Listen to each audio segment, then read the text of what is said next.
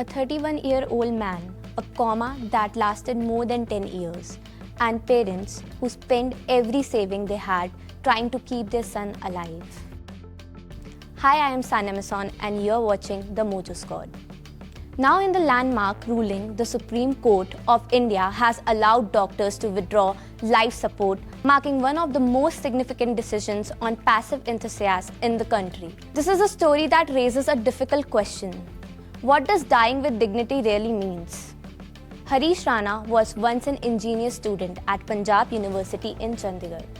But in 2013, everything changed. Rana fell from the 4th floor of his paying guest accommodation, suffering severe brain injuries. Since that day, he has remained in the vegetative state.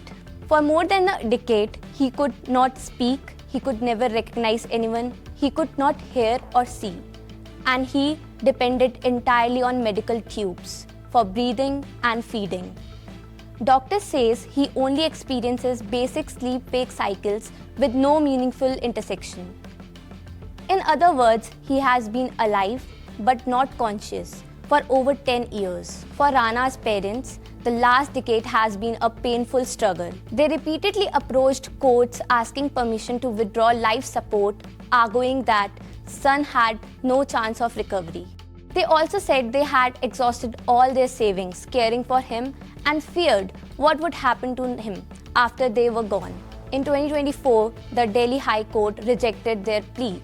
The court said Rana was not dependent on machines to survive completely, so passive euthanasia could not be granted. The case then reached the Supreme Court, which initially declined the request as well. But the family returned again in 2025, arguing that Rana's condition has worsened and that he was being kept alive artificially through medical support. The Supreme Court ordered 2 independent medical boards to examine Rana. Both boards reached the same conclusion: his brain damage was permanent. His chances of recovery were negligible.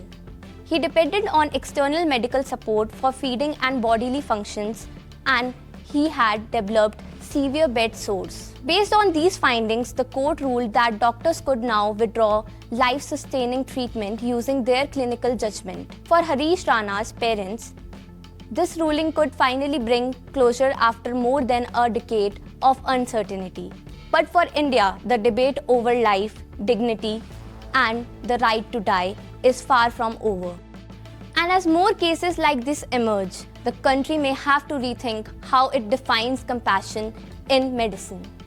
What do you think? Should families be allowed to decide when life support ends, or should it always require a living will?